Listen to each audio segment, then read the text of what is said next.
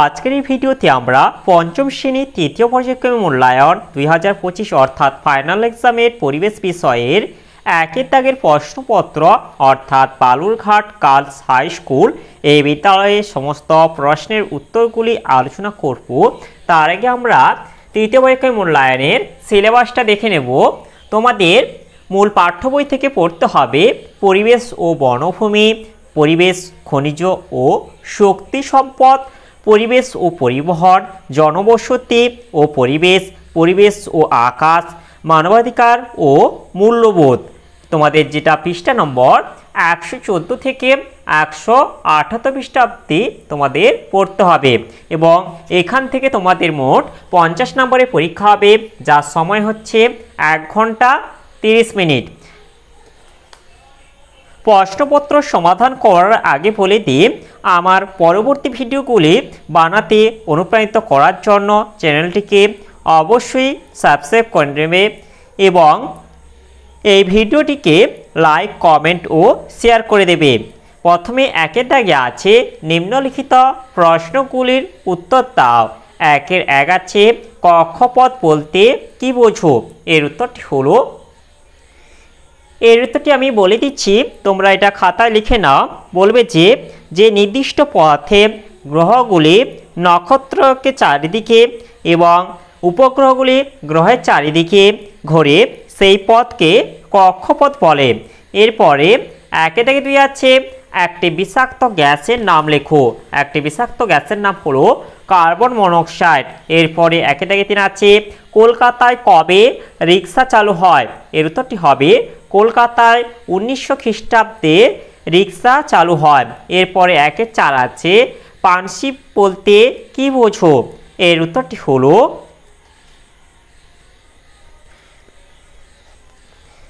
পানশি হলো লম্বাটে ধরনের হালকা ডিঙি নৌকার মতো জলযান। এতে পাল খাটানো থাকে, পালে হাওয়া লাগলে এগুলি খুব জোরে যেতে পারে।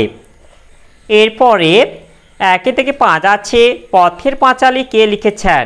এর উত্তরটি হবে পথের পাঁচালী লিখেছেন বিভূতিভূষণ বন্দ্যোপাধ্যায়। এরপরে একে থেকে 6 আছে পেপার শব্দটি কোন শব্দ থেকে এসেছে?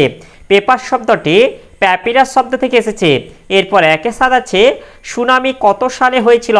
সুনামি 2004 সালে হয়েছিল। এরপরে একের 8 আছে হড়পা বান কে?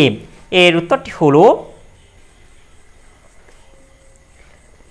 পার্বত্য অঞ্চলের নদীগুলি নুড়ি পাথর জমে অগভীর হয়ে গেছে, ফলে হঠাৎ প্রচুর বৃষ্টি হলে নদী অত জল বয়ে নিয়ে যেতে পারে না। তখন নদীর দুকুল ছাপিয়ে বিশাল জলপ্রবাহ সব কিছু ধুয়ে নিয়ে নিচের দিকে নামতে থাকে, একে হড়পা বান বলে। এরপরে একের 9 আছে কোন সালে পশ্চিমবঙ্গে ট্রেন চালু হয়? এর উত্তরটি হবে 1854 সালে পশ্চিমবঙ্গে ট্রেন চালু হয়। এরপরে একে থেকে 10 আছে কত বছর আগে সূর্যের জন্ম হয়? এটা প্রায় 500 কোটি বছর আগে সূর্যের জন্ম হয়। এরপরে 2 থেকে আছে সঠিক উত্তরটি বেছে নিয়ে পূর্ণ বাক্যে লেখো।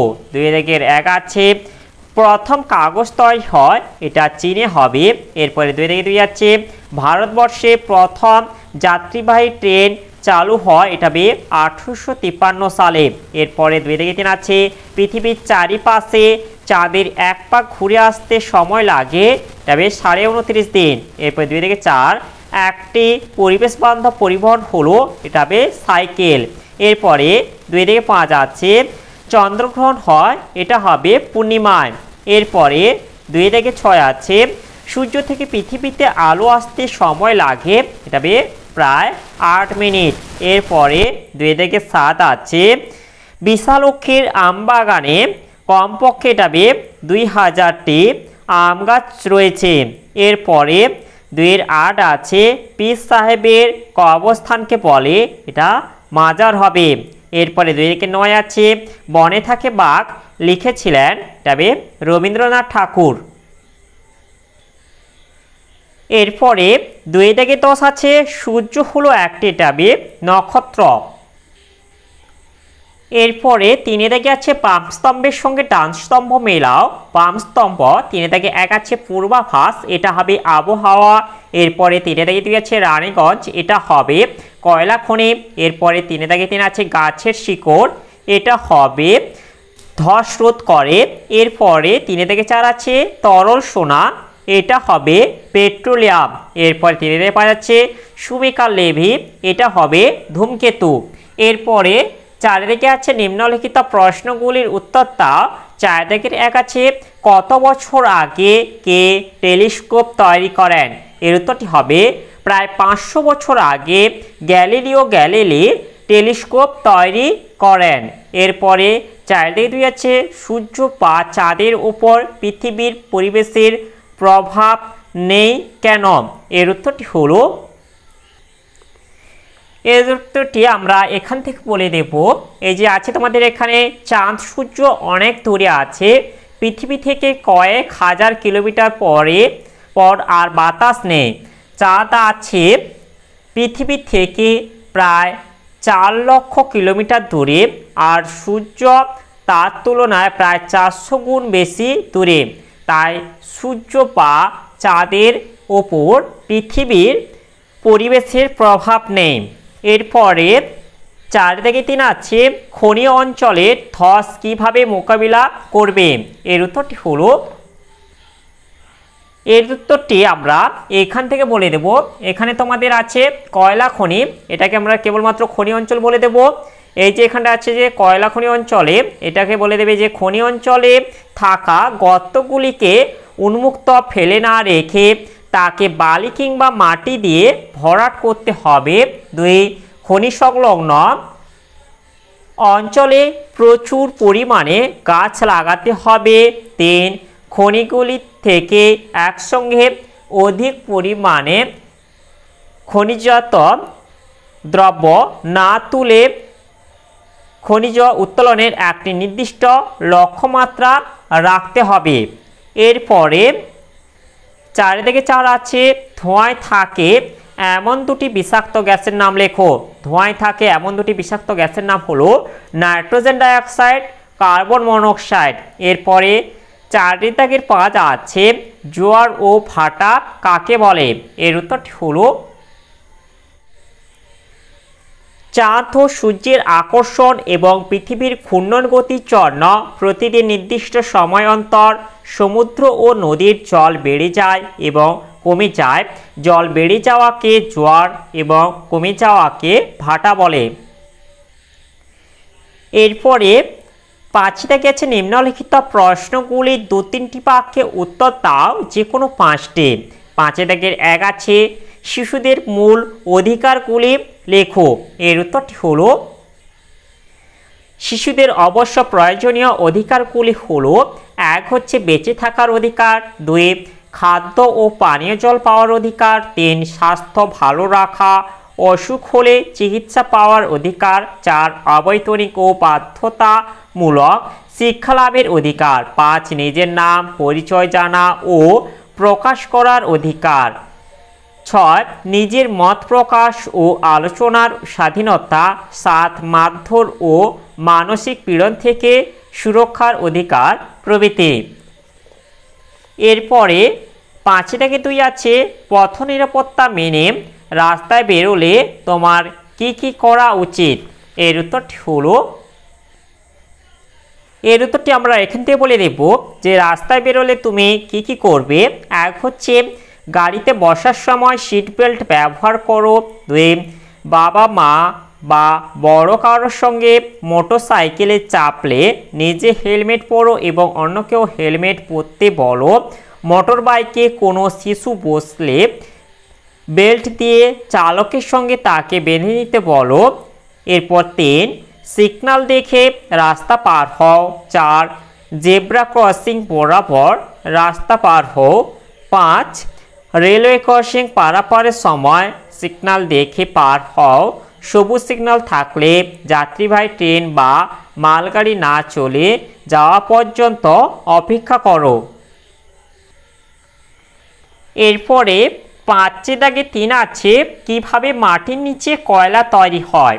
এর উত্তরটি হলো, ভূ আলোড়ন বা ভূমিকম্পের ফলে উদ্ভিদ ও প্রাণীর দেহাবশেষ মাটির তলায় চাপা পড়ে যায়। হাজার হাজার বছর ধরে মাটির তলায় চাপ ও তাপে এগুলি পরিবর্তিত হতে থাকে। অবশেষে উদ্ভিদ ও প্রাণীর দেহের কার্বন অংশগুলি জমাট বেঁধে কয়লায় পরিণত হয়। এরপরে 5 থেকে 4 আছে স্বাস্থ্য ভালো রাখার উপায়গুলি কি কি? এর উত্তরটি হলো স্বাস্থ্য ভালো করার উপায়। মানব জীবনে স্বাস্থ্য হলো অমূল্য সম্পদ। সুতরাং স্বাস্থ্য ভালো রাখতে গেলে আমাদের কতগুলি করণীয় দিক রয়েছে। সেগুলি হলো শরীরের যত্ন নেওয়া, ব্যক্তিগত পরিচ্ছন্নতা স্বাস্থ্য রক্ষার একটি গুরুত্বপূর্ণ দিক। আমাদের উচিত দেহের অঙ্গ প্রত্যঙ্গের যত্ন নেওয়া ও সর্বত্র পরিষ্কার পরিচ্ছন্নতা বজায় রাখা। এমনকি শরীর সুস্থ ও স্বাভাবিক রাখার জন্য নিয়মিত খাওয়া, জলপান করা, শাকসবজি খাওয়া, খেলাধুলা করা, শরীরচর্চা করা, যেমন দৌড়াতে হবে, সাঁতার কাটতে হবে এবং নিয়মিত যোগব্যায়াম করতে হবে। এরপরে 5 থেকে 5 আছে জলচক্র কাকে বলে? এর ছবি অঙ্কন করো। এর উত্তরটি হলো সূর্যের তাপে পুকুর, নদী, সমুদ্রের জল বাষ্প হয়ে উপরে উঠে যায়। উপরে উঠে ঠান্ডা হয়ে মেঘে পরিণত হয়। মেঘ থেকে বৃষ্টিরূপে জল পুকুর, নদী, সমুদ্রে ফিরে আসে।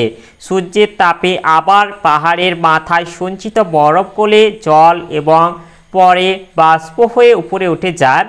এইভাবে জল কখনো মেঘে, কখনো বৃষ্টি, আবার কখনো বরফ রূপে আকাশ আর পৃথিবীর মধ্যে ক্রমাগত ঘুরে চলেছে। একে জলচক্র বলে। আর এর পাশে যে জলচক্রের চিত্রটা দেওয়া আছে, তোমরা এইভাবে জলচক্রের চিত্রটি অঙ্কন করে দেবে। এরপরে 5 থেকে 6 আছে টিকা লেখো অ্যাসিড বৃষ্টি। এর উত্তরটি হলো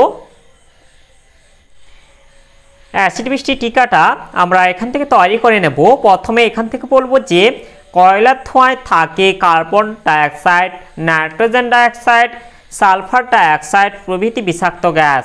এই গ্যাসগুলি বাতাসের জলীয় বাষ্পের সঙ্গে বা বৃষ্টির জলের সঙ্গে মিশে যথাক্রমে carbonic acid, nitric acid, sulphuric acid তৈরি করে।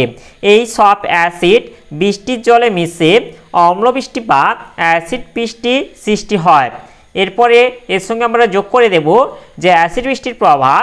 1 হচ্ছে মানুষের ত্বকের রোগ দেখা দেয়। 2 চুনাপাথর বা মার্বেল দিয়ে তৈরি সৌধ বা স্থাপত্যের ক্ষয় হয়, উজ্জ্বলতা হ্রাস পায়, স্টোন ক্যান্সার দেখা যায়। 3 গাছের পাতা কালো হয়ে যায় যার ফলে অঙ্কুরোদ্গম ব্যাহত হয়। 4 মাটির উর্বরতা হ্রাস পায়। 5 পুকুর, হ্রদের জল আম্লিক হয়ে জলজ প্রাণী মারা যায়। এরপরে 5 থেকে 7 আছে বনভূমি আমাদের কি কি উপকারে লাগে।